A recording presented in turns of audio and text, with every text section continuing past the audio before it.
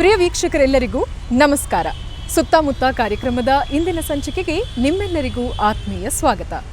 ನಗರದ ಎಲ್ಲೆಡೆ ಜರುಗುವಂತಹ ಸಭೆ, ಸಮಾರಂಭ, ಸಮಾವೇಶಗಳು, ನಮ್ಮ ಪದ್ಧತಿ ಸನಾತನತೆಯನ್ನು ಪ್ರತಿನಿಧಿಸುವಂಥ ವಿವಿಧ ಸಾಂಸ್ಕೃತಿಕ ಕಾರ್ಯಕ್ರಮಗಳು ಇವೆಲ್ಲವುದರ ಕುರಿತಾಗಿ ಮಾಹಿತಿಯನ್ನು ಹಂಚಿಕೊಳ್ಳುವ ಕಾರ್ಯಕ್ರಮವೇ ನಿಮ್ಮ ನೆಚ್ಚಿನ ಸುತ್ತಮುತ್ತ. ಕಾರ್ಯಕ್ರಮದ ಈ ದಿನದ ವಿಶೇಷತೆಗಳೇನು ನೋಡೋಣ ಬನ್ನಿ. ಬೆಂಗಳೂರಿನ ಕಬ್ಬನ್ ಪಾರ್ಕ್ ಬಳಿ ಇರುವ ಕರ್ನಾಟಕ ರಾಜ್ಯ ಸರ್ಕಾರಿ ನೌಕರರ ಸಂಘದಲ್ಲಿ ಇತ್ತೀಚೆಗಷ್ಟೇ the glimpses of parliamentary privileges ಅನ್ನುವಂತಹ ಪುಸ್ತಕದ ಲೋಕಾರ್ಪಣೆ ಕಾರ್ಯಕ್ರಮವನ್ನು ಅದ್ಧೂರಿಯಾಗಿ ಆಯೋಜಿಸಲಾಗಿತ್ತು. ಈ ಪುಸ್ತಕವನ್ನು ಗೋವಾ ಶಾಸಕಾಂಗ ಹಾಗೂ ಕರ್ನಾಟಕ ವಿಧಾನಸಭೆ ಸಚಿವಾಲಯದ ಮಾಜಿ ಕಾರ್ಯದರ್ಶಿಗಳಾದ ಶ್ರೀಯುತ ಟಿ.ಎನ್. ಧ್ರುವಕುಮಾರ್ ರವರು ರಚಿಸಿದ್ದಾರೆ.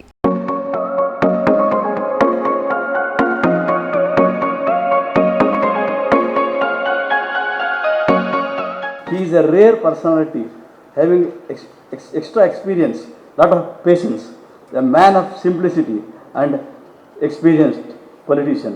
He is an inspiration to me to write some more books in the days to come.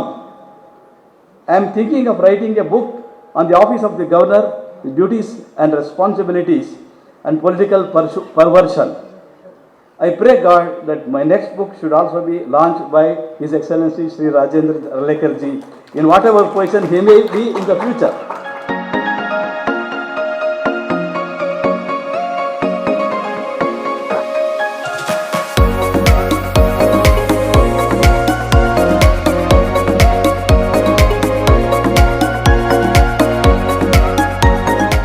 ನನ್ನ ಪ್ರಕಾರ ಈ ಪಾರ್ಲಿಮೆಂಟರಿ ಪ್ರಿವಿಲೇಜಸ್ ಬಗ್ಗೆ ಅನೇಕ ಕೇಸ್ ಸ್ಟಡಿಗಳನ್ನು ಉಳಿಸ್ಕೊಂಡಂಥ ಒಟ್ಟಿಗೆ ತಗೊಂಬಂದಂತಹ ಅನೇಕ ಮಾದರಿಗಳನ್ನು ಒಟ್ಟಿಗೆ ಕೇಸ್ ಸ್ಟಡಿಗಳನ್ನು ತಂದಂಥ ಇನ್ನೊಂದು ಪುಸ್ತಕವನ್ನು ನಾನು ಇಲ್ಲಿವರೆಗೆ ನೋಡಿಲ್ಲ. ಆದ್ದರಿಂದ ಈ ಪಾರ್ಲಿಮೆಂಟರಿ ಪ್ರಿವಿಲೇಜಸ್ ಬಗ್ಗೆ ನಮ್ಮ ಪಾರ್ಲಿಮೆಂಟೇರಿಯನ್ಸ್, ಹೊಸ ಪಾರ್ಲಿಮೆಂಟೇರಿಯನ್ಸ್ ಏನು ಬರ್ತಿದ್ದಾರೆ ಅವರಿಗೆ, ಅಥವಾ ರಾಜಕೀಯದಲ್ಲಿ ಆಸಕ್ತಿ ಇರೋಂಥವ್ರಿಗೆ, ಮಾಧ್ಯಮಕ್ಕಂತೂ ಭಾಳ ಮುಖ್ಯವಾದಂತಹ ಸ್ಟಡಿ ಮಟೀರಿಯಲ್ ಇದು ಅಂತ ನನಗನ್ಸುತ್ತೆ. ಇದೊಂದು ಆಕರ ಕೃತಿ ಅಂತ ನನಗನ್ಸುತ್ತೆ. ಯಾಕೆ ಅಂತಂದರೆ ಇವತ್ತಿನ ದಿನದಲ್ಲಿ ಈ ಪಾರ್ಲಿಮೆಂಟರಿ ಪ್ರಿವಿಲೇಜಸ್ ಬ್ರೀಚ್ ಆದಷ್ಟು ಹಿಂದೆ ಯಾವತ್ತೂ ಆಗ್ತಿಲ್ಲ. ಅಷ್ಟರ ಮಟ್ಟಿಗೆ ಇವತ್ತು ಮಾಧ್ಯಮದಲ್ಲಾಗಲಿ ಅಥವಾ ಸದನದಲ್ಲಾಗಲಿ ಪಾರ್ಲಿಮೆಂಟರಿ ಪ್ರಿವಿಲೇಜಸ್ ಅಷ್ಟು ಬ್ರೀಚ್ ಆಗ್ತಾ ಇದೆ. ನಾವು ಮಾಧ್ಯಮದಲ್ಲಿ, ಅದರಲ್ಲೂ ಪರ್ಟಿಕ್ಯುಲರ್ಲಿ ನಾವು ಟೆಲಿವಿಷನ್ಸ್ ಬಂದ ಮೇಲೆ ಈ ರೀತಿಯ ಯಾವುದು ಪ್ರಿವಿಲೇಜ್ಗಳನ್ನು ಗಮನಿಸದೆ ವರದಿಗಾರಿಕೆಯಲ್ಲಿ ತೊಡಗಿಟ್ಕೊಂಡದ್ದು ನನಗೆ ಕಾಣಿಸುತ್ತೆ. ಹಾಗಾಗಿ ನಾನು ಒಂದು ಪತ್ರಿಕೋದ್ಯಮದ ಪ್ರತಿನಿಧಿಯಾಗಿ ಬಂದು ನಿಂತು ಇಲ್ಲಿ ಮಾತಾಡೋದಕ್ಕೆ ಕೆಲವೊಂದು ವಿಚಾರಗಳನ್ನು ಆರಿಸ್ಕೊಂಡಿದ್ದೀನಿ ಅಷ್ಟೇ. Of my good old friend Shri Dhruvakumar ji, Parliamentary Glimpses of Parliamentary Privileges. He has also written earlier one more book. I have gone through it. I have released that book.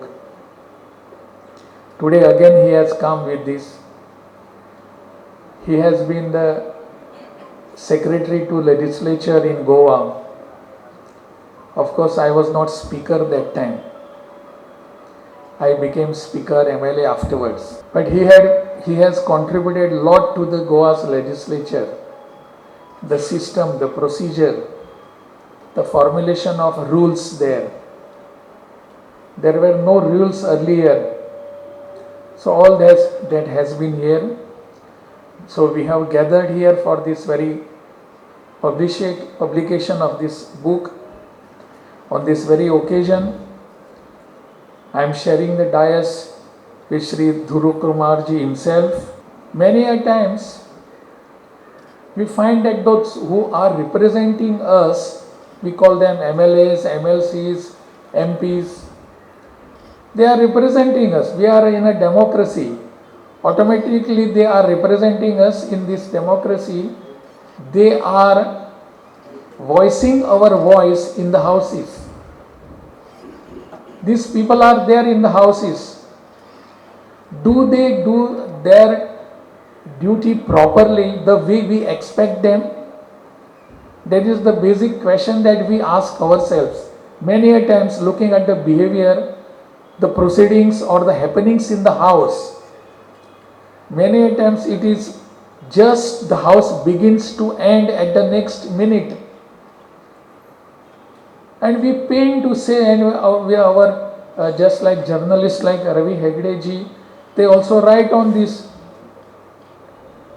pages after pages that how this is not correct in the interest of the public, how this is not doing good to the public, and we read it and after few days we just keep it aside.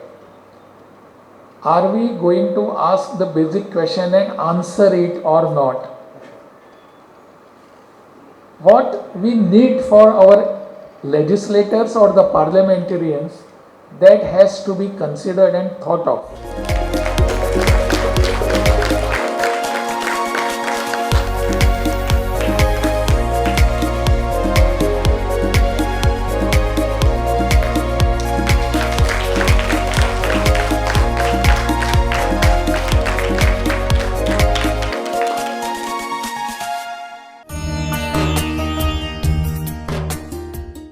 May 31 ವಿಶ್ವ ತಂಬಾಕು ನಿಷೇಧ ದಿನ. ತಂಬಾಕು ಹಾಗೂ ಧೂಮ್ರಪಾನದಿಂದ ಆಗುವಂತಹ ವ್ಯಕ್ತಿ, ಸಮಾಜ, ಸಮುದಾಯ ಹಾಗೂ ಸಂಸಾರದ ಮೇಲೆ ಬೀರುವಂತಹ ಜೀವನ ಶೈಲಿಯ ಮೇಲೆ ಬೀರುವಂತಹ ವ್ಯತಿರಿಕ್ತ ಪರಿಣಾಮಗಳ ಕುರಿತಾಗಿ ಸಾರ್ವಜನಿಕರಲ್ಲಿ ಜಾಗೃತಿಯನ್ನು ಮೂಡಿಸುವಂತಹ ನಿಟ್ಟಿನಲ್ಲಿ ಭಾರತೀಯ ವೈದ್ಯಕೀಯ ಸಂಸ್ಥೆ ಕರ್ನಾಟಕ ಶಾಖೆಯು ತನ್ನ IMA ಭವನದಲ್ಲಿ ನಡುಗೆ ಜಾಥಾವೊಂದನ್ನು ಆಯೋಜಿಸಿತ್ತು.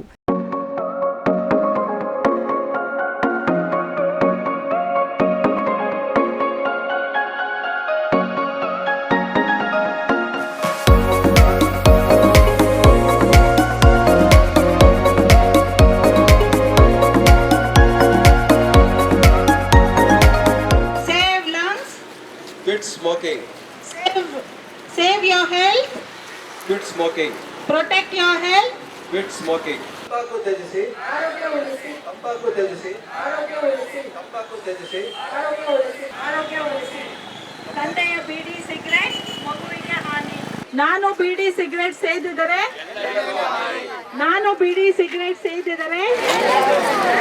ನಮ್ಮ ದೇಶದಲ್ಲೇ ತಗೊಂಡ್ರೆ 27% ಜನ ಟೊಬ್ಯಾಕೋನ ಚೀವ್ ಮಾಡ್ತಾ ಇದ್ದಾರೆ. ಸಿಗರೆಟ್ ರೂಪದಲ್ಲಿ, ಬೀಡಿ ರೂಪದಲ್ಲಿ, ಮತ್ತು ಗುಟ್ಕಾ ರೂಪದಲ್ಲಿ, ಜರ್ದಾ ರೂಪದಲ್ಲಿ, ಪಾನ್ ಪರಾಗ್ ರೂಪದಲ್ಲಿ. ನೋಡಿ, ಇಷ್ಟೊಂದು ದೊಡ್ಡ ಸಂಖ್ಯೆಯಲ್ಲಿ ತಂಬಾಕು ಸೇವನೆ ಮಾಡ್ತಿರೋದ್ರಿಂದ ವರ್ಷಕ್ಕೆ 1,30,00,000 ಜನ ಪ್ರಾಣ ಕಳ್ಕೊಳ್ತಾ ಇದ್ದಾರೆ. ತಮಗೆಲ್ಲ ಗೊತ್ತಿರ್ಬೋದು, 30% ಆಫ್ ಕ್ಯಾನ್ಸರ್ಗೆ ಈ ಟೊಬ್ಯಾಕೋದಿಂದನೇ ಕಾರಣ. ಇವತ್ತು ನೋ ಟೊಬ್ಯಾಕೋ ಡೇ ಅಂದರೆ ನಮ್ಮೆಲ್ಲರಿಗೂ ತಿಳಿದಿರೋ ಹಾಗೆ ಧೂಮಪಾನ ಒಳ್ಳೆಯದಲ್ಲ ಅಂತ ತಿಳಿದ್ರೂ ಕೂಡ ನಮ್ಮಲ್ಲಿ ಸಾಕಷ್ಟು ವ್ಯಕ್ತಿಗಳಿಗೆ, ಹೆಣ್ಣು ಮಕ್ಕಳಾಗಬಹುದು, ಗಂಡು ಮಕ್ಕಳಾಗಬಹುದು, ಅವರಿಗೆ ಧೂಮಪಾನನ ಅವಾಯ್ಡ್ ಮಾಡೋದಕ್ಕೆ ಆಗ್ತಾಯಿಲ್ಲ. ಆ ಒಂದು ಪ್ರಯತ್ನನ ನಾವು ಮಾಡೋದಕ್ಕೋಸ್ಕರ ಎಲ್ಲರೂ, ಪ್ರತಿಯೊಬ್ಬರು ಕೂಡ ಧೂಮಪಾನದಿಂದ ಸಾಕಷ್ಟು ಹಾನಿಗಳಾಗುತ್ತೆ. ಎಲ್ರಿಗೂ ಗೊತ್ತು, ಲಂಗ್ ಕ್ಯಾನ್ಸರ್ ಜಾಸ್ತಿ ಇದರಿಂದ. ಆಮೇಲೆ ಹೊಗೆ ಸೊಪ್ಪನ್ನು ಬಾಯಿಯಲ್ಲಿ ಒತ್ಕೊಂಡು ಇಟ್ಕೊಳ್ತಾರೆ, ಅದರಿಂದ ಬಾಯಿ ಕ್ಯಾನ್ಸರ್ ಬರೋದು ಅದು ಎಲ್ರಿಗೂ ತಿಳಿದಿದ್ರೂ ಕೂಡ ನಾವು ಆ ತಪ್ಪುಗಳನ್ನ ಮಾಡ್ತಾನೆ ಇದ್ದೀವಿ. ಎಲ್ಲಕ್ಕಿಂತ ಮುಖ್ಯವಾಗಿ ನಾನು ಹೇಳೋದಕ್ಕೆ ಏನು ಇಷ್ಟಪಡ್ತೀನಿ ಅಂದರೆ, ಬರೀ ನಾನು ಸ್ಮೋಕ್ ಮಾಡೋದಲ್ಲ, ಪ್ಯಾಸಿವ್ ಸ್ಮೋಕಿಂಗ್ ಅಂದರೆ ನನ್ನ ಪಕ್ಕದಲ್ಲಿರೋರು ಸ್ಮೋಕ್ ಮಾಡೋದ್ರಿಂದ ನನಗೂ ಕೂಡ ತೊಂದರೆ ಆಗುತ್ತೆ. ಮತ್ತು ನಮ್ಮಲ್ಲಿ ಮಹಿಳೆಯರಲ್ಲಿ ಹೆಚ್ಚು ಸ್ಮೋಕಿಂಗ್ ಅಭ್ಯಾಸ ಶುರುವಾಗೋಗಿದೆ. ಅವರು ಒಂದು ಗಮನವಿಟ್ಟು ಕೇಳಬೇಕು, ಗಂಡ ಸ್ಮೋಕ್ ಮಾಡಿ ಹೆಂಡತಿ ಜೊತೆ ಇರಬಾರ್ದು. ಅಟ್ಲೀಸ್ಟ್ ಮಗು ಡೆಲಿವರಿ ಆಗೋವರೆಗೂ ಮನೆಯಲ್ಲಿ ಯಾರೂ ಸ್ಮೋಕ್ ಮಾಡಬಾರ್ದು. ಅದು ಹೆಣ್ಣು ಮಕ್ಕಳಿಗೆ ಮಗು ಹೊಟ್ಟೆಲಿ ಹೊತ್ತಿರುವಾಗ ಏನು ಪ್ರಾಬ್ಲಮ್ ಆಗುತ್ತೆ ಅಂದರೆ, ಅವಳು ಸೇವಿಸೋವಂಥ ಸ್ಮೋಕ್ ಪ್ಯಾಸಿವ್ ಆಗ್ಬೋದು, ಆ್ಯಕ್ಟಿವ್ ಆಗ್ಬೋದು, ಮಗುವರೆಗೂ ತಲುಪುತ್ತೆ. ಯಾಕೆಂದರೆ ಇದು ಪ್ಲಾಸೆಂಟಾ ಮೂಲಕ ಮಗುಗೆ ಹೋಗಿ ಮಗು ಬೆಳವಣಿಗೆಗೆ ತೊಂದರೆ ಕೊಡುತ್ತೆ. ಆದ್ದರಿಂದ ನಾಳೆ ಹುಟ್ಟೋ ಒಂದು ಒಳ್ಳೆ ಪ್ರಜೆನ ನಮ್ಮ ಕೈಯಾರೆ ನಾವು ಹಾಳು ಮಾಡ್ಕೋಬಾರ್ದು. ಆದ್ದರಿಂದ ನಾವೆಲ್ಲರೂ ಕೂಡ ಬರೀ ಆ್ಯಕ್ಟಿವ್ ಸ್ಮೋಕಿಂಗ್ ಅಲ್ಲ, ಬರೀ ಹೊಗೆ ಸೊಪ್ಪು ಅವಾಯ್ಡ್ ಮಾಡೋದಲ್ಲ, ಬೇರೆಯವ್ರಿಗೂ ಕೂಡ ಮಾಡಬಾರ್ದು ಅಂತ ಹೇಳಬೇಕು. ಏಕೆಂದರೆ ನಮಗೆ ನಮ್ಮ ಆರೋಗ್ಯಕ್ಕೆ ಅದು ಸಾಕಷ್ಟು ಹಾನಿ ಕೊಡ್ತಾ ಇದೆ.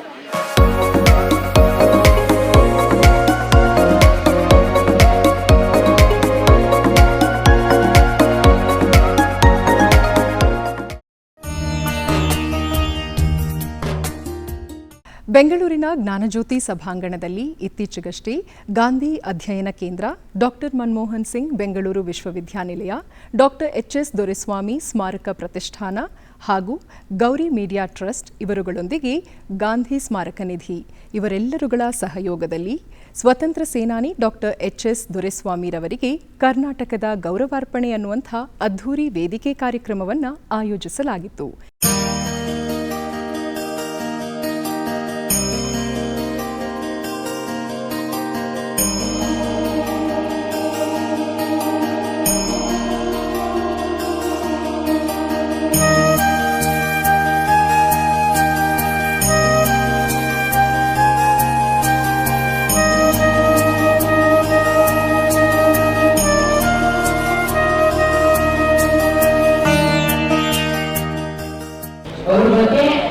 ಇಲ್ಲಿರುವ ಪ್ರತಿಯೊಬ್ಬರು ಅವರನ್ನ ವಿವಿಧ ಕಾಲಘಟ್ಟದಲ್ಲಿ, ವಿವಿಧ ಘಟನೆಗಳಲ್ಲಿ, ವಿವಿಧ ಹೋರಾಟಗಳಲ್ಲಿ ಅವರೊಂದಿಗೆ ಭಾಗಿಯಾದವರು ಎಲ್ಲರೂ ಇದ್ದಾರೆ. ನಾವು ಅವರ ಬಗ್ಗೆ ಹೇಳಿದೆ, ಅವರು ದೊಡ್ಡ ದೊಡ್ಡ ಕಥೆಗಳನ್ನ ಹೇಳಿದೆ.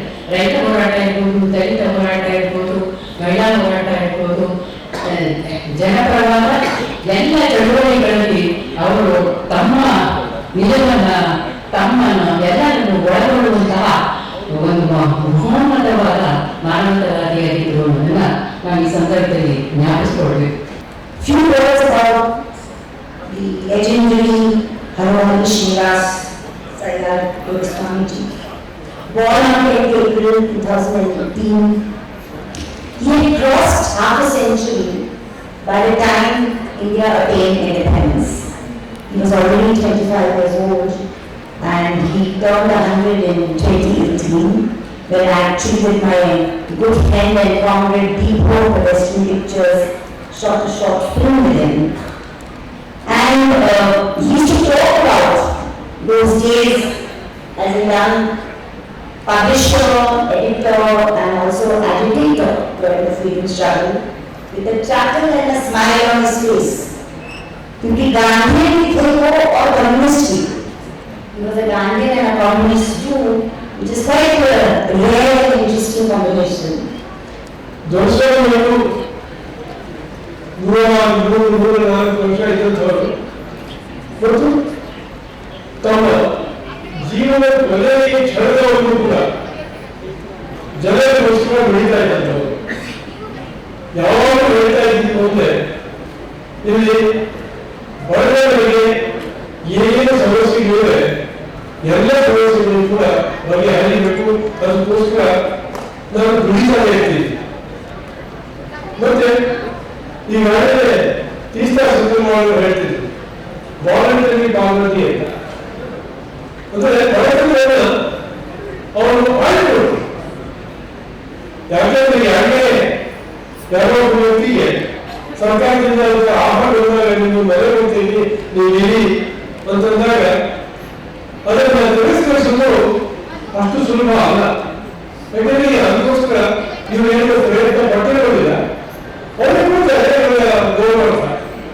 ಅಂದ್ರೆ ದೊರೆಸ್ವಾಮಿ ಅದನ್ನ ತಿರಸ್ಕರಿಸಿ ನನಗೆ ಬೇಕಾಗಿಲ್ಲ. ಅದು ಕಾರಣ ಏನಂತಂದ್ರೆ ಈಗಿರುವ ಜನಕ್ಕೆ ಭೂಮಿ ಇಲ್ಲ, ವಸತಿ ಇಲ್ಲ. ಅವರೆಲ್ಲರಿಗೂ ಕೂಡ ಭೂಮಿ ಮತ್ತು ವಸತಿ ಸಿಗುವವರೆಗೂ ನಾನು ವಸತಿಯಿಂದ ಭೂಮಿಯಿಂದ ಪಡೆಯುವುದಕ್ಕೆ ನನಗೆ ಅರ್ಹತೆ ಇಲ್ಲ.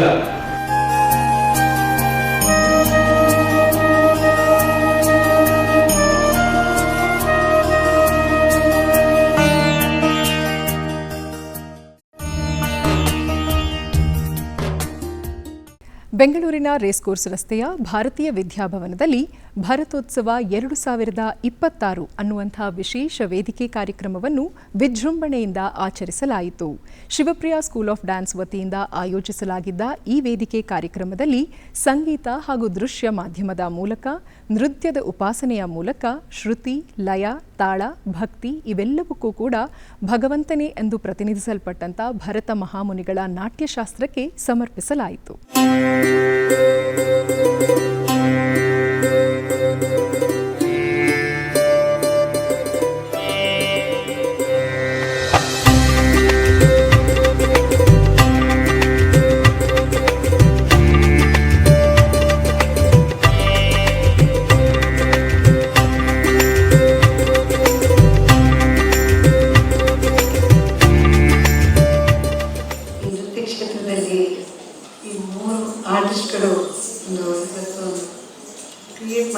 ಒಂದು ಅಟ್ಮಾಸ್ಫಿಯರ್ ನಿಜವಾಗ್ಲೂ ಆ 3 ಸ್ಟೈಲ್ಗಳು, ಸಂಪ್ರದಾಯಗಳು, 3 ಶೈಲಿಗಳನ್ನು ಅವರವರ ಒಂದು ಪ್ರಬುದ್ಧತೆಯ ಒಂದು ನರ್ತನ ಪ್ರದರ್ಶನ ಕೊಟ್ಟಿದ್ದಾರೆ. ತುಂಬ ಸಂತೋಷ ಆಯಿತು ನನಗೆ. ಇವಾಗ ನನಗೆ ಏನು ಜ್ಞಾಪಕ ಬರ್ತಾ ಇದೆ ಅಂದರೆ, ನಮ್ಮ 50ನೇ ವರ್ಷದ ಸ್ವತಂತ್ರ ದಿನಾಚರಣೆಯನ್ನು ಸಿಡ್ನಿಯಲ್ಲಿ ಮಾಡಿದ್ರು. ಆ ಟೈಮಲ್ಲಿ ನನ್ನನ್ನು ಭರತನಾಟ್ಯಕ್ಕೆ ಇನ್ವೈಟ್ ಮಾಡಿದರು. ನಾನು ಉಮಾ ಡೋಗ್ರೆ ಅವರ ಕಥಕಿಗೆ, ನಾನು ಭರತನಾಟ್ಯಕ್ಕೆ, ಹಾಗೆ ರಾಘವನ್ ನಾಯರ್ ಕೂಚಿಪುಡಿ, ನಾವು 3 ಜನ ಮಾಡಿದ್ರು. ಅದನ್ನೇ ಇವತ್ತು ನನಗೆ ಜ್ಞಾಪಿಸಿದ್ರು. ಕೂಚಿಪುಡಿ ಮಾಡಿದ್ದು ಯಾರು ನನ್ನ ಮೊಮ್ಮಗ.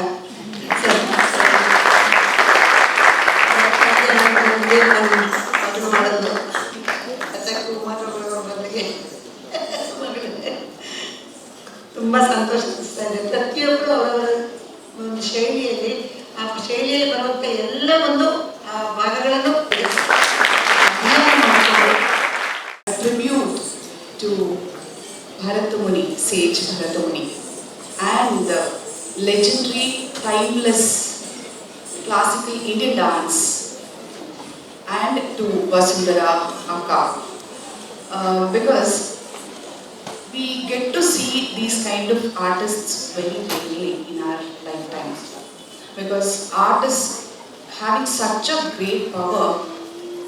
You might have heard now, like Dr. Lakshmi, Dr. Sanjay, being medical professionals, they again choose art against their money-making profession, I would like to say, because at the end of the day, artists get only appreciation ಅಂತ ಹೇಳ್ತಾರೆ, ಚಪ್ಪಾಳೆ, ಹಾರ.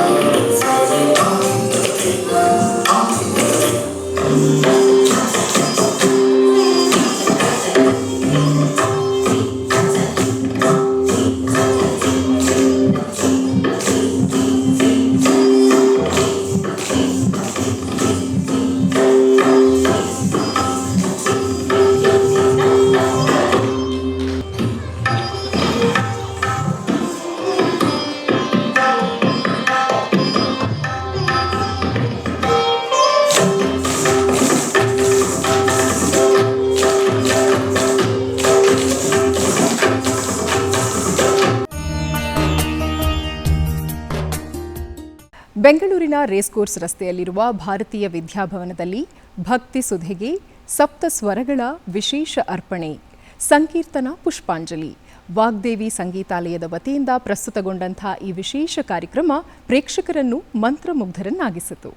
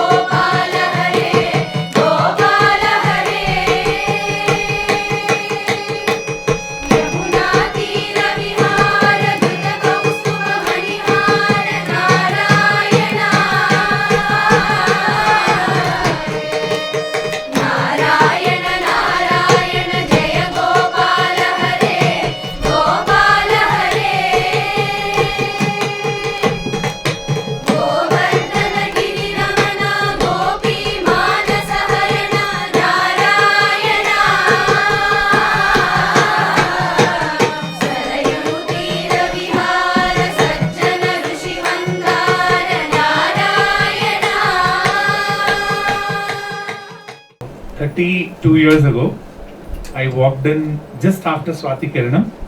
I had decided to stop acting to pursue my education. But Swati Kiranam was such a movie that it played such a critical impact in my life, especially the music, especially working with the legend called Mr. K. Vishwanath sir. And I was feeling so bad that I'm in real life not a good singer. I can't sing to save my life. I've done few singing in commercial cinema which can be called singing at the outermost limit. So therefore I knew my limitation of becoming a singer in life. But in Swati Kiranam, if any of you have seen, I also do a little bit of a jig which can be called Bharatanatyam dance.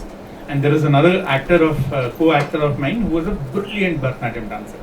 So I said, okay, if I can't learn how to sing, let me at least learn how to dance so that I get some benefit of this amazing culture which is ours, which starts with music and ends with dance.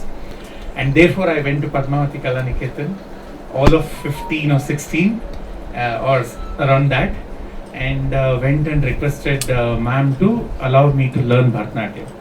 She was extremely skeptical at first. She said, "You're a full-grown boy. Why would you want to learn?" So it took me some time to convince her that my intentions were very noble. It had nothing to do with all the dance class girls that were there in Padmavati Kalaniketan. And I genuinely wanted to learn Bharatanatyam. Because I had this thing that I want to go to Chidambaram in front of Tillai. I had all this fancy, all big notions. But then I think I was able to convince her and she saw the potential in me. And within 2 years, she shaped me enough to finish my junior exam. I hope I made her proud.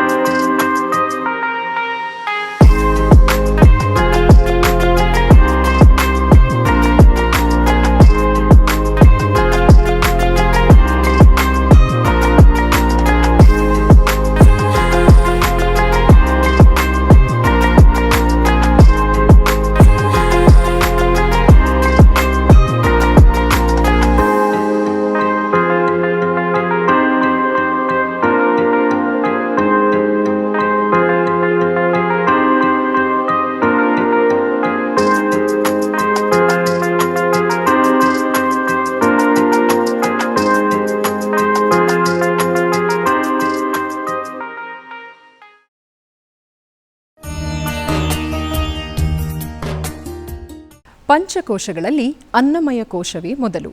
ಅನ್ನ ಆಹಾರಗಳಿಂದ ಈ ಅನ್ನಮಯ ಕೋಶಕ್ಕೆ ತುಷ್ಟಿ, ಪುಷ್ಟಿ ಹಾಗೂ ಸಂತುಷ್ಟಿಯನ್ನು ನೀಡಲಾಗುತ್ತೆ. ಆರೋಗ್ಯದ ಸಂವರ್ಧನೆ ಹಾಗೂ ಬಲವರ್ಧನೆಗೆಂದು ಅತ್ಯಗತ್ಯವಾಗಿ ಮನುಷ್ಯನಿಗೆ ಬೇಕಾಗಿರುವಂತಹ ಅನ್ನ ಆಹಾರಗಳಲ್ಲಿ ಖನಿಜಾಂಶಗಳು, ಲವಣಾಂಶಗಳು ಹಾಗೂ ಅನ್ನಾಂಗಗಳು ಜೀವಾನಾಂಗವಾಗಿ ಕೆಲಸ ಮಾಡುತ್ತೆ.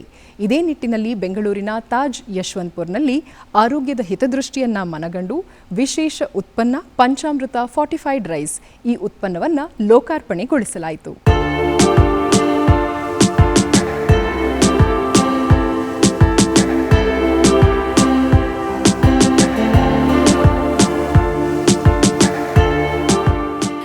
ಆ್ಯಸ್ ಎ ಕ್ಲಿನಿಕಲ್ ನ್ಯೂಟ್ರಿಷನಿಸ್ಟ್, ನಾನು ಪ್ರತಿದಿನ ಪೇಷಂಟನ್ನು ನೋಡುವಾಗ, ಎಸ್ಪೆಷಲಿ ಆಸ್ಪತ್ರೆಗಳಲ್ಲಿ ಮೆಡಿಕಲ್ ರಿಪೋರ್ಟ್ಸ್ ಮಾಡಿಸ್ಕೊಂಡು ಬಂದು ಕೂತ್ಕೊತಾರಲ್ಲ, ಅವ್ರನ್ನ ನೋಡಬೇಕಾದ್ರೆ ಅವ್ರ ಮೆಡಿಕಲ್ ರಿಪೋರ್ಟ್ಸನ್ನ ಚೆಕ್ ಮಾಡುವಾಗ ಎಲ್ಲರದು ಹಿಮೋಗ್ಲೋಬಿನ್ ಲೆವೆಲ್ ತುಂಬ ಲೋ ಇರುತ್ತೆ, ಅಥವಾ ಐರನ್ ಕಂಟೆಂಟ್ ಭಾಳ ಲೋ ಇರುತ್ತೆ.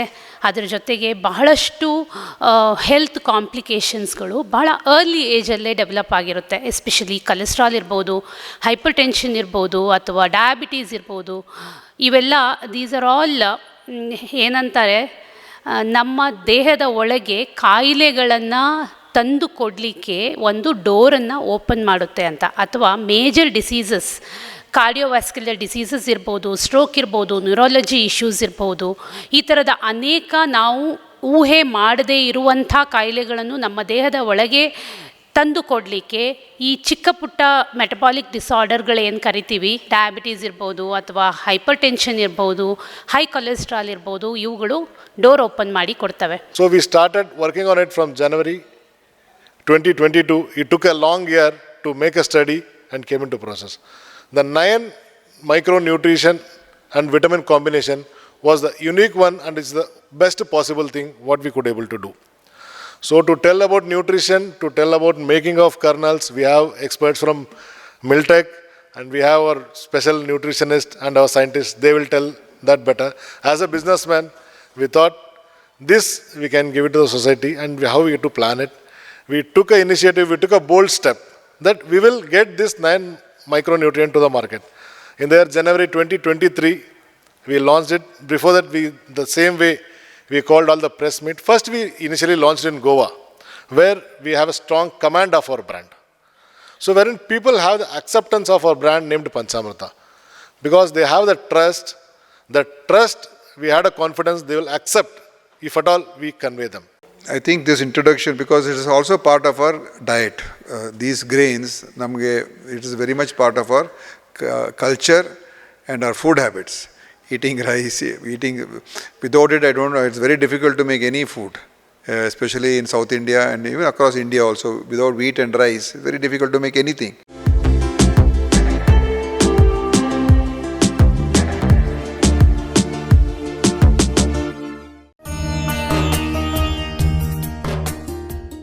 ವೀಕ್ಷಕರೇ, ಇದಾಗಿತ್ತು ಇಂದಿನ ಸುತ್ತಮುತ್ತ ಕಾರ್ಯಕ್ರಮದ ಸಂಚಿಕೆ. ಈ ಸಂಚಿಕೆ ನಿಮ್ಮೆಲ್ಲರಿಗೂ ಇಷ್ಟವಾಗಿದೆ ಅಂತ ಭಾವಿಸ್ತೀನಿ. ಮತ್ತೆ ಮುಂದಿನ ಸಂಚಿಕೆಯಲ್ಲಿ ಇನ್ನಷ್ಟು ಮಾಹಿತಿಯೊಂದಿಗೆ ನಿಮ್ಮೆಲ್ಲರನ್ನ ಸಂಧಿಸ್ತೀನಿ. ಅಲ್ಲಿವರೆಗೂ ವಂದನೆಗಳು.